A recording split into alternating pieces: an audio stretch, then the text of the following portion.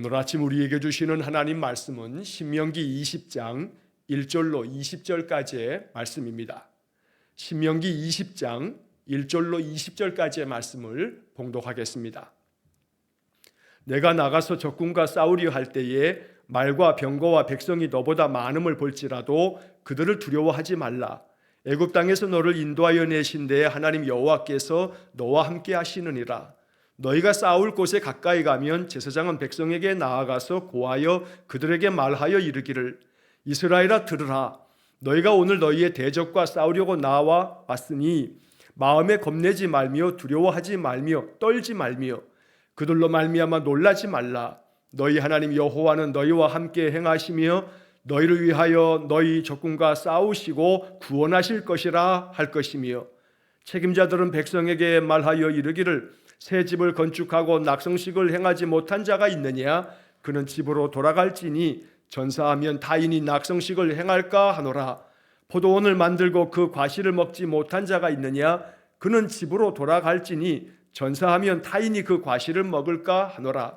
여자와 약혼하고 그와 결혼하지 못한 자가 있느냐? 그는 집으로 돌아갈지니 전사하면 타인이 그를 데려갈까 하노라 하고 책임자들은 또 백성에게 말하여 이르기를 두려워서 마음이 허약한 자가 있느냐? 그는 집으로 돌아갈지니 그의 형제들의 마음도 그의 마음과 같이 낙심될까 하노라 하고 백성에게 이르기를 마친 후에 군대의 지휘관들을 세워 무리를 거느리게 할지니라. 내가 어떤 성읍으로 나아가서 치려할 때에는 그 성읍에 먼저 화평을 선언하라. 그 성읍이 만일 화평하기로 회답하고 너를 향하여 성문을 열거든 그 모든 주민들에게 내게 조공을 바치고 너를 섬기게 할 것이요 만일 너와 화평하기를 거부하고 너를 대적하여 싸우려 하거든 너는 그 성읍을 애워쌀 것이며 내 하나님 여호와께서 그 성읍을 내 손에 넘기시거든 너는 칼날로 그 안에 남자를 다 쳐 죽이고 너는 오직 여자들과 유아들과 가축들과 성읍 가운데 있는 모든 것을 너를 위하여 탈취물로 삼을 것이며 너는 내 하나님 여호와께서 내게 주신 적군에게서 빼앗은 것을 먹을지니라. 내가 내게서 멀리 떠난 성읍들 곧 이 민족들에게 속하지 아니한 성읍들에게는 이같이 행하려니와 오직 내 하나님 여호와께서 내게 기업으로 주시는 이 민족들의 성읍에서는 호흡 있는 자를 하나도 살리지 말지니 곧 헷 족속과 아모리 족속과 가나안 족속과 브리스 족속과 휘 족속과 여부스 족속을 내가 진멸하되 내 하나님 여호와께서 내게 명령하신 대로 하라.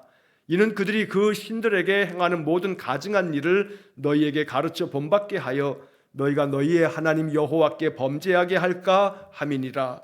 너희가 어떤 성읍을 오랫동안 애워싸고 그 성읍을 쳐서 점령하려 할 때에도 도끼를 둘러 그곳에 나무를 찍어내지 말라. 이는 너희가 먹을 것이 될 것임이니 찍지 말라. 들의 수목이 사람이냐? 너희가 어찌 그것을 애워싸겠느냐? 다만 과목이 아닌 수목은 찍어내어 너희와 싸우는 그 성읍을 치는 기구를 만들어 그 성읍을 함락시킬 때까지 쓸지니라. 아멘. 자, 신명기 20장의 말씀을 읽었습니다. 자, 이 신명기 20장의 말씀에서도 하나님께서는 이스라엘 백성들에게 이 출애굽 2세대에게 가나안 땅에 들어가서 너희들이 전쟁하게 될 때 어떤 마음을 가져야 할지 그리고 또 그 전쟁을 수행하는 과정에서 살펴야 할 사람들은 또 뭐고 전쟁에 나아갈 때 어떤 사람들은 그 병역의 의무를 면제해 주어야 할 사람들은 누구인지 또 왜 그들을 면제해 줘야 되는지 이러한 이야기들을 쭉 담고 있습니다. 또 한편 전쟁을 수행할 때에는 먼저는 화평을 신청하여 그들로 하여금 먼저 그들과 화평함으로 모든 문제를 해결하도록 또 요청하지만 그러나 가나안의 이 6 족속들에 대해서는 결코 그들을 용납하지 말고 그들을 다 멸절하라, 다 진멸하라. 그 까닭이 무엇이다 라고 하는 그런 이야기들을 오늘 본문에 담고 있습니다. 자, 이런 말씀을 통해서 하나님께서는 이스라엘 백성들로 하여금 가나안 땅, 그 약속의 땅에 들어갈 때 그들로 하여금 그 땅을 차지할 수 있는 모든 준비를 하나씩 하나씩 다 대비할 수 있도록 하나님께서 말씀을 미리 가르쳐주고 계시는 겁니다. 본문의 말씀 속에 우리가 붙잡아야 할 복음의 말씀들이 있습니다. 이 말씀들을 마음에 새기고 이 말씀들에 대한 우리의 믿음이 우리 인생의 삶에서도 큰 능력이 되기를 간절히 축원합니다. 자, 먼저 1절부터 4절까지의 말씀에 보면 하나님께서 이스라엘 백성들이 언제나 적군과 싸우러 나아갈 때 내가 너희들과 함께 할 거다. 그러니 두려워하지 말라, 겁내지 말라 라고 하는 그런 용기를 북돋아 주시는 말씀을 들려주십니다. 자, 1절에 보면 내가 나가서 적군과 싸우리 할 때에 말과 병거와 백성이 너보다 많음을 볼지라도 그들을 두려워하지 말라. 가나안 족속들은 이 이스라엘 사람들보다 더욱더 강한 그러한 족속들입니다. 이미 40여 년 전이긴 해도 저 가데스 바네아에서 가나안을 정탐하고 돌아왔을 때에도 그 정탐꾼들은 하나같이 다 이야기했습니다. 저 가나안 족속들이 우리보다 참 장대한 그러한 사람들이고 용맹스러운 군사들이 많고 우리는 그들이 볼 때도 메뚜기 같은 존재다 라고 그렇게 이야기했던 바가 있습니다. 40년 동안에 갑자기 가나안의 그 6족속들 이들이 더 힘이 약해진 것은 결코 아닐 겁니다. 그러나 하나님께서는 그래서 분명히 저 가나안에 살고 있는 저 가나안 족속들이 말과 병거와 백성이 너보다 많음을 볼지라도 이게 팩트입니다. 이게 사실입니다. 가나안 족속의 힘이 더 군사력이 더 강합니다. 그러나 아무리 저들 군사력이 강하다 할지라도 저들의 군대가 아무리 많다 할지라도 그런 것을 너희들이 본다 할지라도 두려워하지 말라. 눈앞에 보이는 게 다가 아니다. 저들의 군사력이 아무리 강하다 할지라도 그게 다가 아니다. 왜냐하면 애굽 땅에서 너희들을 인도해 내신 하나님이 너와 함께하기 때문이다. 군대의 숫자나 군사력이 가지고 있는 여러 병력의 많은 그들의 무기들을 생각해 보면 결코 너희들이 그들을 이길 수 없을 것 같지만 전쟁은 군대의 힘으로만 하는 게 아니다 라고 하는 그런 말씀을 이스라엘 백성들에게 들려주는 겁니다. 이스라엘 백성들에게 정신을 무장시켜주는 겁니다. 애굽에서 인도하여 내신 지금까지 너희와 함께 하신 하나님께서 너희들과 함께 계신다. 그러니 두려워하지 말라. 자, 2절 말씀에 너희가 싸울 곳에 가까이 가면 제사장은 백성에게 나아가서 이렇게 얘기하라 하면서 이스라엘아 들으라. 너희가 오늘 너희의 대적과 싸우려고 나왔으니 마음에 겁내지 말며 두려워하지 말며 떨지 말며 그들로 말미암아 놀라지 말라. 제사장들은 싸움을 앞두고 싸움에 나아간 이 군대에게 이렇게 선포하라고 알려주고 있는 것입니다. 오늘 이 본문의 말씀, 이 3절의 말씀이 우리에게 복음이 되어야 합니다. 언제나 우리의 마음속에 들어야 할 하나님의 음성입니다. 이스라엘아 들으라 라고 말씀한 것처럼 오늘 우리에게도 들으라고 말씀하십니다. 인생의 삶이 마치 전쟁터와 같습니다. 하루하루 살아가는 것이 전쟁입니다 라고 말하는 분들이 계십니다. 맞습니다. 그럴 때 우리가 가져야 할 마음은 마음에 겁내지 말며 두려워하지 말며 떨지 말며 놀라지 말라. 왜냐하면 하나님 여호와께서 너와 함께 계시기 때문이다. 이것이 신명기를 통해서 우리에게 주시는 약속의 말씀입니다.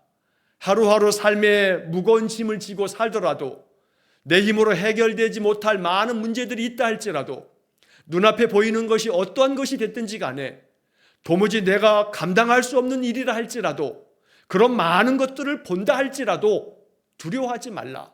하나님이 너와 함께 계신다 라고 하는 1절과 2절에 또 3절로 이어진 이 말씀들을 우리 마음속에 깊이 새겨두어야 합니다. 4절 말씀에 너희 하나님 여호와는 너희와 함께 행하시며 너희를 위하여 너희 적군과 싸우시고 구원하실 것이라. 이 4절의 말씀이 우리에게 주시는 약속입니다. 이스라엘 백성들에게만 주시는 말씀이 아니고 이 말씀을 믿음으로 받는 사람들에게 주시는 하나님의 약속입니다. 하나님께서 우리와 함께 계시고 우리를 위해서 싸우실 뿐 아니라 구원하실 것이라.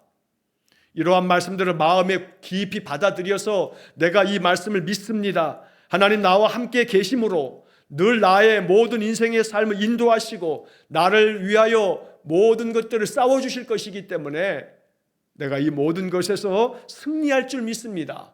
마음에 겁내지 않을 거고 두려워하지 않고 떨지 않고 놀라지 않을 겁니다. 어떤 것도 주님께서 나와 함께 계시니 내가 이 모든 것 감당할 수 있습니다. 능히 극복하며 이겨낼 수 있습니다. 내가 이 모든 것들을 참고 견디어낼 수 있습니다. 라고 하는 그런 믿음의 선포가 우리 안에 있어야 합니다. 그러므로 성경을 읽으시면서 성경에 기록되어져 있는 이러한 축복의 약속의 말씀들을 붙잡으면 이 말씀을 가슴판에 새기도록 읽고 또 읽고 또 읽고, 또한 노트에다 한번 써보시고 또 써보고 써보면서 마음에 깊이 이 말씀을 간직하셔서 언제나 인생의 많은 싸움들을 싸워갈 때 우리가 감당해 가야 할 많은 인생의 어려움들 앞에서도 언제나 늘 담대하시기를 주의 이름으로 간절히 축원합니다. 자, 한편 5절서부터 9절까지의 말씀에서는 이 싸움터에 나아갈 때 이런 사람들은 싸움에 나가지 않고 그냥 집으로 돌아가도록 해라 라고 이렇게 말씀합니다. 몇 가지 사례를 들고 있는데, 자, 책임자들은 백성들에게 말해라. 새 집을 건축한 사람들, 그런데 새 집을 짓다가 전쟁터에 소집이 되어 나왔지만 아직 낙성식을 하지 못한 자, 한마디로 말하면 준공식을 하지 않은 겁니다. 집을 짓다 말고 징집의 명령을 받고서 나왔지만 아직 집을 다 완공하지 못한 사람은 그냥 집으로 돌아가라고 해라. 만약에 이 사람이 싸움터에서 전사하고 말면 다른 사람이 그 집을 갖지 않겠느냐. 그러니 그 사람 싸움터에 나가서도 아마 마음 다해서 싸우지 못할 수도 있다. 그러니 이 사람 집으로 돌려보내라 라고 하는 그런 말씀이 이 이야기 속에 담겨 있는 겁니다. 또 한편 6절 말씀에 보면 포도원을 다 만들어서 아직 그 포도원에서 열매를 먹지 못한 자가 있다면 이 사람도 그냥 집으로 돌려보내라. 만약에 이 사람이 전쟁터에서 전사하고 말면 다른 사람들이 그 포도원의 열매를 먹지 않겠냐. 자, 이러한 말씀도 역시 마찬가지입니다. 여기 지금 몇 가지 예를 들고 있는데 하나같이 다 오직 이 전쟁에 온 마음을 다해서 싸움에 전념할 수 없는 사람들, 마음이 그저 딴 곳에 가 있는 사람들, 이 사람들은 그냥 돌려보내라 라고 이렇게 이야기하는 것과 다르지 않습니다. 그 다음 이야기 7절 말씀도 마찬가지입니다. 여자와 약혼하고 그와 결혼하지 못한 자가 있느냐? 그도 역시 집으로 돌려보내라. 만약에 이 사람이 전사하면 다른 사람이 그 약혼자를 데려가지 않겠느냐? 그러니 이 사람도 분명 싸움터에 나와서 오직 전심으로 싸움에 임하지 못할 가능성이 크다. 어쩌면 이 이야기 속에는 새 집을 짓느라고 아직 낙성식을 하지 못한 자, 포도원을 만들었지만 거기서 과실 한번 제대로 따보지 못한 자, 약혼은 하였지만 아직 결혼하지 못한 자, 이들에 대한 배려의 마음일 수도 있습니다. 그러나 배려의 마음이라고 하기에는 전쟁의 급박한 상황에서 이 사람 사정 봐주고 저 사람 사정 봐준다면 누가 전쟁을 하겠습니까? 그러니 이 이야기 속에 담겨져 있는 또 본 마음은 그 뒤에 있는 이야기 속에 담겨 있듯이 이렇게 새 집을 짓느라고 아직 준공시도 못한 사람은 마음에 굉장히 그 집에 대한 생각만 가득할 거고, 포도원 만들어 놓고 열매도 따먹지 못한 사람은 그 포도원에 대한 생각만 가득할 거고, 약혼까지 했는데 전쟁터에 나왔으면 약혼자 생각만 가득할 거고, 그러니 이 사람들은 전쟁에 전념하지 못할 테니 돌려보내라 라고 하는 말씀으로 해석되어야 합니다. 왜냐하면 그 다음에 이어지는 말씀에서 8절 말씀에 보면 책임자들은 또 백성에게 말하여 이르기를 두려워서 마음이 허약한 자가 있느냐? 그는 집으로 돌아갈지니 그의 형제들의 마음도 그의 마음과 같이 낙심될까 하노라. 전쟁터에 나가면서 두려운 마음이 없는 사람이 어디 있겠습니까? 전쟁터에 나가면 죽을 수도 있기 때문에 두려움이 찾아옵니다. 공포심이 몰려옵니다. 자, 그런데 책임자들은, 전쟁의 지도자들은 그 전쟁터에 나아가면서 두려워서 마음이 허약한 자는 집으로 돌려보내라 라고 이야기합니다. 이 역시 마찬가지로 앞에서 나오는 그 세 가지의 사례처럼 이 사람이 전쟁을 제대로 수행할 수 있겠느냐? 전쟁터에서 마음이 허약하여 두려움 가운데 있는 사람들이 괜히 전쟁터에 같이 나온 다른 사람들의 마음까지 낙심하게 만들지 않겠느냐? 그러니 이런 사람도 돌려보내라 라고 하나님께서 말씀하십니다. 그렇다면 전쟁은 누가 수행하는가? 라는 생각이 듭니다. 그러나 우리는 오늘 이 신명기의 이 말씀을 가만히 생각해 보면 이 신명기 이후에 우리가 이 사사기의 말씀을 볼 때 기드온 사사가 싸움을 벌이기 위해서 미디안과의 싸움터에 나아갈 때 맨 처음에는 3만 3천여 명의 군대를 소집했습니다. 그러나 그 3만 3천 명의 군대 가운데서 하나님은 이런 사람은 빼라, 저런 사람은 빼라 다 빼고 난 다음에 마지막에 남은 사람들이 300명이었습니다. 3만 3천 명이 소집되었는데 전쟁터에 합당한 사람은 이 사람이라 하고 하나님이 남겨둔 사람은 300명이었습니다. 그러나 그 300명의 군사들이 하나님의 명령대로 준행함으로써 미디안과의 전쟁에서 미디안을 크게 이기는 승리를 거두었던 겁니다. 전쟁은 군대의 힘으로만 하는 것이 아님을 하나님 보여주셨던 겁니다. 오늘 이 신명기 20장의 말씀에 이 말씀도 마찬가지입니다. 마음이 두려워서 그 마음 허약한 사람들도 돌려보내라. 그들의 그 약한 마음을 다른 사람들에게 영향을 미친다면 다른 사람들 마음까지 낙심하지 않겠냐라고 하는 이 말씀 속에 매우 중요한 사실이 담겨져 있습니다. 오늘 우리가 인생의 삶을 살아갈 때에 언제나 우리의 마음 가운데 강하고 담대한 마음을 가지고 그래서 나아가서 어떤 전쟁도 수행할 수 있는 사람, 이 사람이 필요한 겁니다. 이러한 사람들이 주변에 선한 영향력을 미치는 겁니다. 이러한 사람들이 주변에 용기를 북돋아 주는 겁니다. 할 수 있다는 마음을 만들어 준다는 것입니다. 그러나 그렇지 못한 사람들은, 마음이 온통 딴 데만 가 있는 사람들은 그 싸움에 전념하여 승리할 수 없을 뿐만 아니라 다른 사람에게까지 그저 그 허약한 마음을 전염시킬 수 있다는 겁니다. 오늘 우리는 이 말씀을 읽으면서 나는 어떤 군사가 될 것인가? 우리가 오늘 아침에 찬양 불렀던 349장의 찬양처럼 나는 예수를 따라가는 십자가의 군사라 라고 할 때 우리의 마음 가운데 다른 사람이 어찌하든 나는 오직 주님의 용사가 되겠다 라고 하는 이 찬양의 가사처럼 우리는 마음 가운데 언제나 내 마음이 굳건하게 서서 하나님 나와 함께 계심으로 내가 어떤 싸움에서도 승리하여 내 모든 것들을 이겨낼 수 있다 라고 하는 그런 용기가 마음속에서 100배, 1000배, 10,000배 충만해야 합니다. 그런 용기 있는 마음을 주변 사람들에게 전하여 줄 수 있어야 합니다. 우리의 마음에 가득한 그런 용기가 다른 사람들의 마음까지 북돋아 줍니다. 그들의 마음을 격려해 줍니다. 힘을 얻게 만들어 줍니다. 그들의 삶의 어려움도 내가 기도해 줄 테니까 힘내라 하면 그들의 마음에 큰 위로를 얻고 격려를 받는 것입니다. 그러므로 오늘 이 5절부터 9절까지의 이 말씀 속에는 내가 하나님의 군사로서 내 주변 사람들에게 어떤 영향을 미칠 건가 라고 하는 점으로도 이 말씀을 우리가 묵상해야겠습니다.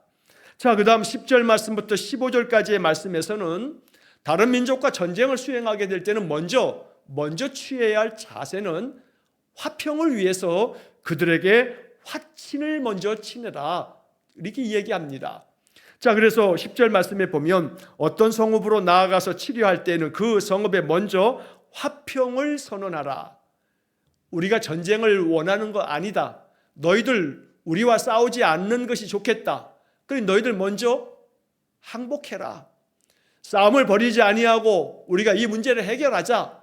그러나 그들이 이 화평을 선언하는 것을 받아들이지 않는다면 그들과 싸워 그들의 모든 것들을 애워싸 그들을 진멸해야 될 것이지만 그들이 성문을 열고 너희들을 받아들인다면, 그래서 너희들 앞에 조공을 바치겠다 하고 너희들을 섬기겠다고 하면 그러면 그들과 화평하게 조약을 맺고 그들로부터 조공을 받고 그들의 섬김을 받도록 해라 라고 이렇게 하나님 말씀하십니다. 먼저는 평화가 우선입니다. 화평을 먼저 선언하라 라고 하는 말씀이 하나님의 정의이고 하나님께서 그렇게 이스라엘 백성들로 하여금 어떤 상황에서도 무조건적인 전쟁이 아닌 먼저는 화평을 선언하라, 이것이 하나님의 뜻이었습니다. 12절의 말씀에 그와 반대로 화평하기를 거부하는 사람들이 있다면 그 민족에 대해서는 너가 대적해서 그들과 싸워라. 화평을 거부하고 너를 대적해서 싸우려는 자들의 그 성읍은 애워싸서 그들의 모든 것들을 하나님께서 너희들 손에 넘겨주실 테니까 칼날로 그들의 남자들을 다 쳐서 죽여라 라고 말씀합니다. 어찌 보면 이렇게 12절 13절에 이런 말씀들을 보게 되면 어찌 하나님께서는 이렇게 다 전쟁으로 쳐 죽이라고만 하나 라고 하는 생각을 하실 수 있지만, 뒤에서도 보겠습니다만 하나님께서 이방의 민족들을 치라 할 때는, 그들을 쳐서 멸하라고 할 때는 그 민족 안에 가지고 있었던 죄와 악이 가득했기 때문에 그들에 대한 심판의 말씀을 전하고 계시는 겁니다. 자, 이것은 다른 민족에 대한 그런 하나님의 말씀만이 아닙니다. 우리는 선지자들의 많은 글들을 통해서, 예를 들어 이사야 선지자도 남유다 백성들과 또 북이스라엘 백성들에게 대해서 하나님께서 그들을 진멸하실 것이라고 말씀하는 겁니다. 하나님 앞에서 이스라엘 백성들이 범죄하고 우상을 섬기고 그들 안에 있어야 할 정의와 공의가 다 상실되고, 그래서 힘없고 연약한 사회적인 약자들을 돌보지 아니하고 권력자들과 힘 있는 자, 가진 자들이 폭압을 일삼으면 하나님께서 반드시 주변 나라를 통해서 너희들을 진멸할 거다 라고 하는 그런 심판의 말씀을 선지자들은 계속해서 말씀합니다. 이러한 것들은 하나님의 정의로우심을 말씀하는 것입니다. 그래서 다른 민족을 이렇게 진멸하라는 것은 그 민족이 심판받을 죄와 악이 가득했기 때문이고, 하나님의 백성이라 할지라도 이스라엘 백성도 악을 도모하면, 우리가 이렇게 출애굽의 역사를 다 가나안 땅 정복까지 여호수아가 다 끝나고 나면 사사기의 역사를 통해서 이스라엘 백성들이 계속해서 주변 나라의 침략을 받고 몇십 년 동안의 식민지 생활을 해야 되는 그러한 일들도 우리는 사사기를 통해서 반복적으로 보게 됩니다. 그러니 이스라엘 백성이라고 예외가 아닙니다. 어느 민족이라 할지라도 하나님 앞에서 공의와 정의를 행치 아니하고 악을 도모하면 하나님 심판하시는 겁니다. 오늘 이러한 이야기는 그런 심판의 말씀을 말씀하시는데, 그런데 14절 말씀에 보면 이렇게 그들의 남자들을 쳐 죽여 진멸할 때에도 여자들과 유아들과 가축들과 성읍에 있는 모든 것들은 너희들의 탈취물로 삼을 거고 그들 생명은 살려두어라, 여자와 어린아이들은 살려두라 라고 하는 말씀을 하고 계십니다. 또한 그들에게서 얻은 탈취물들을 가지고 너희들이 그 빼앗은 것을 너희들 소유로 삼으라고 말씀하십니다. 또 한편 16절 이하의 말씀에서 이 가나안 족속들과 전쟁을 수행하게 될 때 예외적으로 모든 것들을 다 진멸해야 될 족속들이 있는데, 가나안 땅에 있는 이 6족속입니다. 16절의 말씀에 보면 여호와께서 내게 기업으로 주시는 이 민족들의 성읍에서는 호흡 있는 자를 하나도 살리지 말지니, 호흡 있는 자, 여자든 유아든 남자든 모든 살아있는 것들은 다 진멸하라 라고 말씀합니다. 그러면서 17절 말씀에 가나안 족속들 6족속들의 명단을 말씀하시는데, 헷 족속, 아모리 족속, 가나안 족속, 브리스 족속, 히위 족속, 여부스 족속, 이들을 다 진멸하라고 말씀합니다. 성경 다른 곳에는 기르가스 족속이라고 하는 족속까지 포함시켜서 7족속의 명단이 나옵니다만, 기르가스 족속은 힘이 없어서 나중에 다른 족속과 편입이 되기 때문에 여기 6족속의 이름이 나옵니다. 그래서 하나님께서 너희들에게 명령하신 대로 이 가나안 족속들은 다 진멸하라. 그 이유가 18절에 나옵니다. 18절의 말씀에 보면 이는 그들이 그 신들에게 행하는 모든 가증한 일을 너희에게 가르쳐 본받게 하여 너희가 너희의 하나님 여호와께 범죄하게 할까 함이니라. 저 가나안 족속들을 진멸하지 않으면 저들이 자기 신들을 섬기면서 행했던 가증한 일들을 너희가 다 따라하게 될 거다.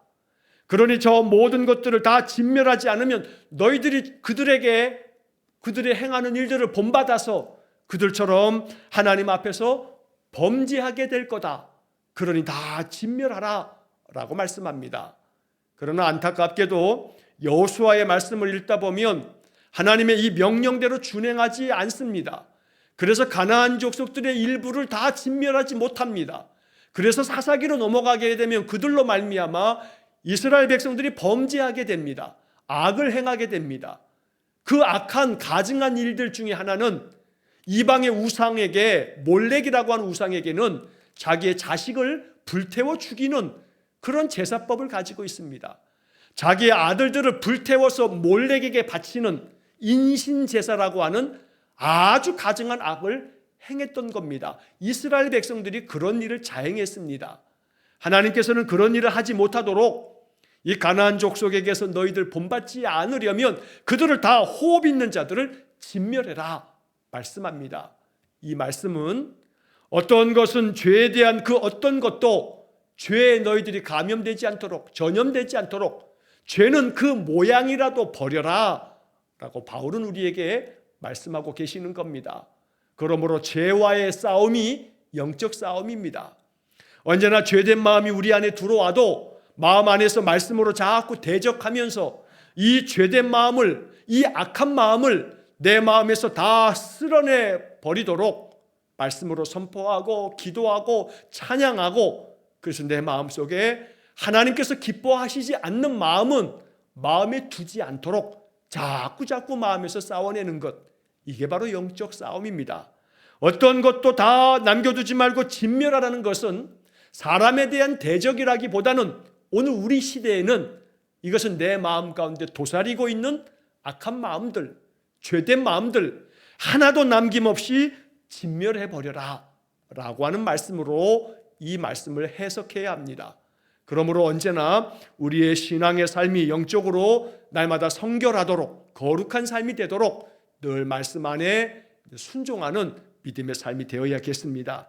한편 19절과 20절의 말씀에서는 성읍을 오랫동안 에워싸서 그 성읍을 쳐서 점령하려 할 때 그곳에 나무들을 찍어버리지 말라. 여기서 나무는 세번역 성경에 보면 과일나무라고 번역을 합니다. 열매를 맺는 나무들은 찍어내 버리지 말아라. 그 열매를 너희들이 먹어야 될 거다. 너희 먹을 것으로 삼아야 되니 열매를 맺는 나무는 아무리 그 성읍을 에워싸서 그 성읍을 진멸할 때에도 그 나무는 찍어버리지 말라 말씀합니다. 그러나 열매를 맺지 않는 나무들은 찍어버려서 그것을 가지고 너희들이 전쟁의 수행에 필요한 도구들을 만들어서 너희들이 그 성읍을 함락시킬 때까지 열매 맺지 않는 나무들은 너희들의 전쟁에 사용되어지는 기구를 만들어서 쓰도록 해라 라고 말씀합니다. 전쟁에 필요한 것들, 어떤 것들을 어떻게 처리해야 되는가 라고 하는 그런 규정들도 알려주고 계시는 겁니다. 우리가 묵상하고 있는 이 매일 성경 묵상책에 보면 왼쪽에 그 해설이 나오는데 이 마지막 부분의 해설을 이야기하면서 생태계를 보존하시는 그런 하나님의 마음이다 라고 하는 해석이 나오는데 이건 좀 한 단계, 두 단계 건너뛰는 해석이라고 보여지고, 오히려 모든 전쟁에 있어서 훗날을 도모할 줄 알고, 그래서 전쟁을 다 마치고 난 다음에도 너희들이 그 과실나무는 너희가 먹어야 될 먹을거리가 될 것이기 때문에 후일을 도모할 줄 아는 지혜로운 마음을 가지고 그렇게 처신하라, 그렇게 행동하라 라고 하는 말씀으로 이 말씀을 보아야겠습니다. 그래서 오늘 이 20장의 말씀은 전쟁을 수행할 때 지켜가야 할 그런 여러 지혜로운 그런 마음들을 이스라엘 백성들에게 가르쳐 줍니다.